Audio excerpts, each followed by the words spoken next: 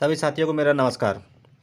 आज मैं आपको 20 क्वेश्चन रिवीजन करवाने वाला हूं, जो शारीरिक शिक्षा फिजिकल एजुकेशन जो है में बहुत इंपॉर्टेंट क्वेश्चन है और ये जो है सभी परीक्षाओं के लिए महत्वपूर्ण है। तो वीडियो स्टार्ट करने से पहले एक छोटा सा रिक्वेस्ट है कि आप अगर हमारे चैनल पर नए नए हैं तो हमारे चैनल को सब्सक्राइब करें और बेल आइकन को दबाएं, ताकि हमारा अगला वीडियो जो भी अपलोड हो उसका नोटिफिकेशन आपको जो है सबसे पहले मिले। तो आइए जो है बिना देरी किए हुए स्टार्ट करते हैं वीडियो। पहला जो है प्रश्न है, क्रिकेट में कितने अंपायर होते हैं? तो इसमें पहला ऑप्शन है 1, दूसरे में है 2, तीसरे में है 4 और चौथा इनमें से कोई नहीं। तो इसमें जो है चौथा ऑप्शन सही है, क्योंकि क्रिकेट में जो है 3 अंपायर होते हैं। देखिए यहाँ व्याख्या देखते हैं। क्रिकेट के खेल में कुल 3 अंपायर होते हैं। इनमें से 2 मैदानी अंपायर और 1 मैदान के बाहर थर्ड अंपायर जो है होता है। इसके साथ ही 2 स्कोरर और 1 मैच रेफरी होता है। तो इसमें जो है 3 ऑप्शन दिया ही नहीं है, तो 3 ऑप्शन जो है तीसरा जो है सही है। तो इसलिए जो है चौथा जो है इसमें से कोई नहीं पे हम जो है सही का निशान लगाएंगे। अब अगले क्वेश्चन को देखते हैं। लिब्रो किस खेल में पाया जाता है? लिब्रो, पहला कबड्डी, दूसरा खो खो, तीसरा हैंडबॉल, चौथा वॉलीबॉल। तो लिब्रो खिलाड़ी जो है वॉलीबॉल में पाया जाता है, तो इसका चौथा ऑप्शन सही है। चलिए अगले क्वेश्चन की तरफ बढ़ते हैं। तीसरा प्रश्न है, पेनाल्टी किक किस खेल से संबंधित है? तो पेनाल्टी किक जो है फुटबॉल से संबंधित है। तो इसका जो है दूसरा ऑप्शन सही है, फुटबॉल। व्याख्या में देखिए, पेनाल्टी किक फुटबॉल से संबंधित है। तो जो है इसका जो है दूसरा ऑप्शन जो है सही है। अगले प्रश्न की तरफ चलते हैं।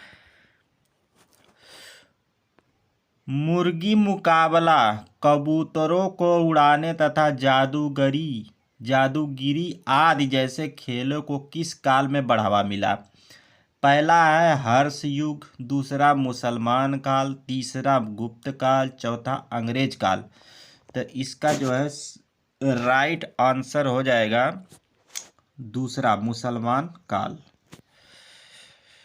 अगला क्वेश्चन देखते हैं। त्वचा से प्रतिदिन पानी खर्च होता है लगभग। पहला ऑप्शन दिया है 100 मिलीलीटर, दूसरा 900 मिलीलीटर, तीसरा 200 मिलीलीटर, चौथा इनमें से कोई नहीं। तो इसमें जो है इसका दूसरा ऑप्शन जो है सही है, 900 मिलीलीटर। और व्याख्या थोड़ा देखते हैं इसका। मानव शरीर में प्रतिदिन लगभग 2500 से 3000 मिलीलीटर जल का निकास होता है। शरीर से जल निकास का क्रम इस प्रकार है। मूत्र द्वारा 1500 मिलीलीटर, त्वचा द्वारा स्वेद पसीना के रूप में 900 मिलीलीटर। तो यहाँ जो है त्वचा के लिए जो है केवल पूछा है, तो त्वचा के लिए 900 मिलीलीटर है। श्वसन क्रिया द्वारा 400 मिलीलीटर, मल द्वारा 200 मिलीलीटर, यानी कि कुल जो है 2500 से 3000 जो है मिलीलीटर जल का निकास होता है। अगर इस प्रश्न में जो है पूछ दे कि मानव के शरीर से लगभग कितना जल का निकास होता है प्रतिदिन, तो आप जो है 2500 से 3000 जो है मिलीलीटर जल का निकास होता है, जो है सही होगा इसका जो है ऑप्शन।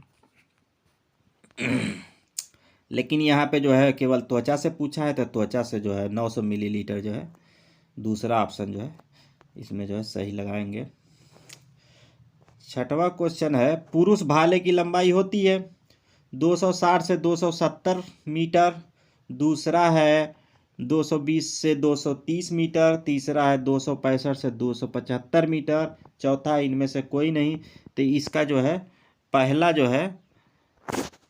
पहला ऑप्शन जो है इसका सही है, पहला 260 से 270 मीटर। अब कुछ व्याख्या दिया है, भाला प्रक्षेपण के खेल में पुरुषों के लिए भाले की लंबाई 260 से 270 मीटर। तो ये पुरुषों के लिए पूछा है, तो पुरुषों के लिए 260 से 270 मीटर जो है ये पहला ऑप्शन जो है आपका सही है। तथा भार 800 ग्राम होता है। ये भी ध्यान रखना है कि अगर भार पूछता है तो भार को जो है 800 ग्राम जो है ध्यान रखना है, पुरुष भाले का वजन 800 ग्राम। और महिलाओं के भाले की लंबाई 220 से 230 होता है, और पुरुष का होता है 260 से 270। और सेंटीमीटर भार महिलाओं के लिए 600 ग्राम होता है।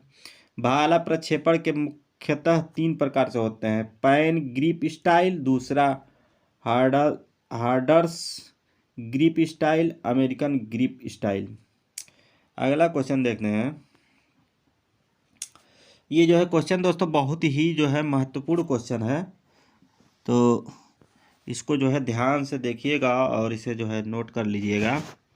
अगला प्रश्न जो है देखते हैं, 400 मीटर दौड़ की दूसरी लेन का स्ट्रेगर होता है।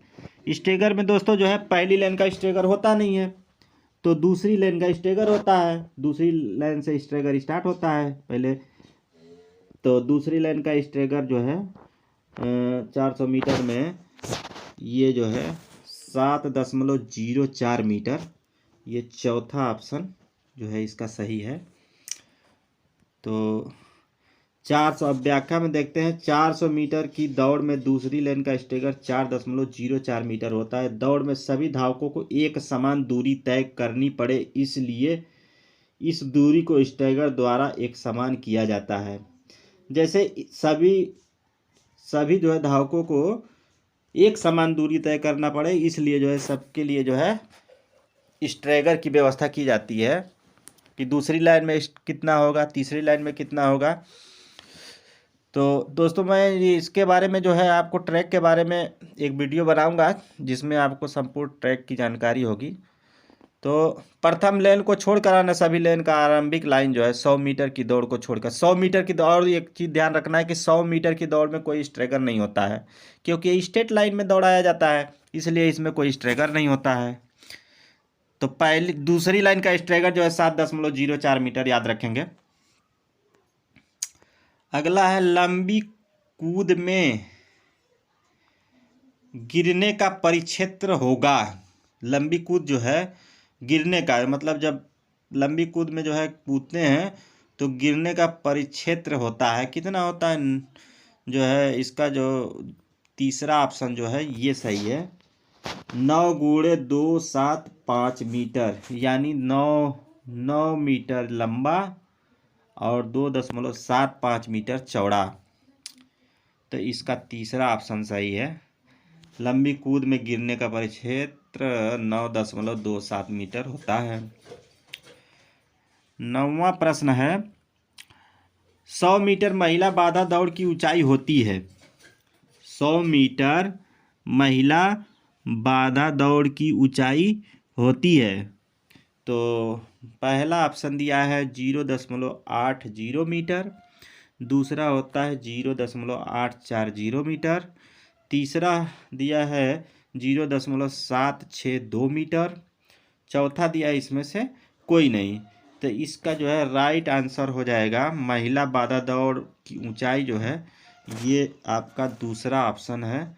ये दूसरा ऑप्शन जो है इसका सही है। आइए कुछ व्याख्या इसका दिया है, इसके बारे में भी जानकारी लेते हैं। 100 मीटर बाधा दौड़ में बाधा हर्डल की ऊंचाई 0.84 मीटर होती है। पुरुषों के लिए 110 मीटर होती है। महिलाओं के लिए पुरुषों की 110 मीटर बाधा दौड़ की ऊंचाई 1.0767 मीटर होती है, और 400 मीटर बाधा दौड़ में बाधा की ऊंचाई जो है 0.91 मीटर तथा महिलाओं की 400 मीटर बाधा दौड़ में बाधा की ऊंचाई 0.76 मीटर होती है। तो इसका जो है राइट आंसर जो है ये दूसरा जो है 0.8 4 मीटर। अगला क्वेश्चन देखते हैं। पुरुष 110 मीटर बाधा दौड़ के लिए बाधाओं की ऊंचाई होती है, अभी ऊपर जो है बताया हुआ है। तो इसमें जो है चौथा सही है, 1.067 मीटर, ये वाला इसका जो है राइट ऑप्शन है, ये चौथा। ये ऊपर दिया भी है, इसमें देख लीजिए 1 यहाँ देखो 1 ये दिया है। ठीक है, अब अगला क्वेश्चन देखते हैं। ये कुछ व्याख्या दिया है। 11 नंबर, शारीरिक शिक्षा उन अनुभवों का कुल जोड़ है जो व्यक्ति विशेष को प्रक्रिया से प्राप्त होता है। यह कथन किसने कहा है? जेबी नैश, ब्राउनेल, डी ओब्रिट्यूफर, इनमें से कोई नहीं। तो इसका जो है सही उत्तर जो है तीसरा ऑप्शन जो है इसका सही है। अगले क्वेश्चन की तरफ देखते हैं। डूरंड कप प्रतियोगिता किस खेल से संबंधित है? तो हॉकी, फुटबॉल, हैंडबॉल, वॉलीबॉल। तो इसका जो है राइट आंसर जो है 2 नंबर सही है, फुटबॉल, ये फुटबॉल। और इसकी कुछ व्याख्या है, इसको देखते हैं। डूरंड कप भारतीय फुटबॉल की प्राचीनतम प्रतियोगिता है। इस प्रतियोगिता की शुरुआत सर मार लिमेट डूरंड के प्रयत्नों से 1888 में हुई थी। भारत के राष्ट्रपति इस प्रतियोगिता के संरक्षक हैं। तो ये 1888 में हुई थी और इसका जो है फुटबॉल से जो है संबंधित है। डूरंड कप भारतीय फुटबॉल की प्राचीनतम प्रतियोगिता है। अब 13 नंबर का जो है क्वेश्चन देखते हैं। धनराज पिल्ले किस खेल से संबंधित है? ये क्वेश्चन बार बार पूछा जाता है। तो धनराज पिल्ले जो है ये जो है चौथा ऑप्शन इसका सही है, हॉकी से। 14 नंबर का जो है क्वेश्चन देखते हैं। ह्यूमरस हड्डी स्थित है। ह्यूमरस ऊपरी लिम्ब में, निचला लिम्ब में, पीठ में, इनमें से कोई नहीं। तो इसका जो है सही जो है पहला ऑप्शन इसका सही है, ये पहला ऑप्शन इसका सही है। इसका जो है व्याख्या दिया है। कंधे से कूहनी तक की लंबी नालिकाकार हड्डी को ह्यूमरस, यानी कंधे से गुहनी तक की लंबी नालिकाकार हड्डी को ह्यूमरस प्रगणिका कहा जाता है। इस हड्डी के 2 भाग होते हैं, अस्थिकांड और अस्थि प्रवर्त। अस्थि के शिरा भाग को अस्थि प्रवर्त और इसके मध्य भाग को अस्थिकांड कहते हैं। अगला प्रश्न की तरफ चलते हैं। 15 नंबर क्वेश्चन। गेंद और गद्देदार जोड़। तो गेंद और गद्देदार जोड़ कहाँ स्थित है? कंधा जोड़, कुल्ला जोड़, कलाई जोड़, इनमें से कोई नहीं। तो इसका जो है सही ऑप्शन जो है पहला है, पहला ऑप्शन इसका सही है, कंधा जोड़। निम्नलिखित अगला 16 नंबर का जो है क्वेश्चन देखते हैं। निम्नलिखित में कौन द्वितीय प्रकार के लीवर का उदाहरण है? बी सीट स्थित, पुश अप, सीट अप, इनमें से कोई नहीं। तो इसका जो है राइट जो है ऑप्शन 2 नंबर सही है इसका, ये पुश अप। नेक्स्ट प्रश्न। बीजिंग ओलंपिक में पुरुष वर्ग की टेनिस की एकल स्पर्धा का स्वर्ण पदक किसने जीता? तो इसमें 4 ऑप्शन है। Roger Federer, Fernando Gonzalez, Pete Sampras, Rafael Nadal. तो इसका जो है सही आंसर जो है ये हो जाएगा चौथा, राफेल नडाल। ठीक है, बीजिंग ओलंपिक में पुरुष वर्ग की टेनिस एकल स्पर्धा। और राफेल नडाल के बारे में भी जानकारी रखिएगा कि 1000 मैच जीतने वाले जो है खिलाड़ी हो चुके हैं। ये चौथे नंबर के शायद खिलाड़ी हैं राफेल नडाल, या 5वें नंबर के। अगला प्रश्न देखते हैं, कौन सा प्रोजेक्टाइल प्रक्षेप का उदाहरण है? लंबी कूद में दौड़ना, जमीन पर पुश की हुई गेंद को रोकना, हवा में फेंकी हुई गेंद, कबड्डी के आक्रमण करना। यानी प्रक्षेप का उदाहरण है प्रोजेक्टाइल प्रक्षेप। तो इसका जो है तीसरा ऑप्शन सही है, हवा में फेंकी हुई गेंद। तीसरा ऑप्शन इसका जो है सही है। ये 19 क्वेश्चन की तरफ चलते हैं। हवा में फेंकी हुई 19, कौन सा परीक्षण स्ट्रेंथ टेस्ट में सम्मिलित नहीं है? Pull up, shuttle run, dips, push up. तो इसका जो है दूसरा ऑप्शन सही है, शटल रन। ये दूसरा ऑप्शन इसका जो है सही है। और आखिरी क्वेश्चन जो है, निम्नलिखित में कौन सा खिलाड़ी डोपिंग का दोषी नहीं है?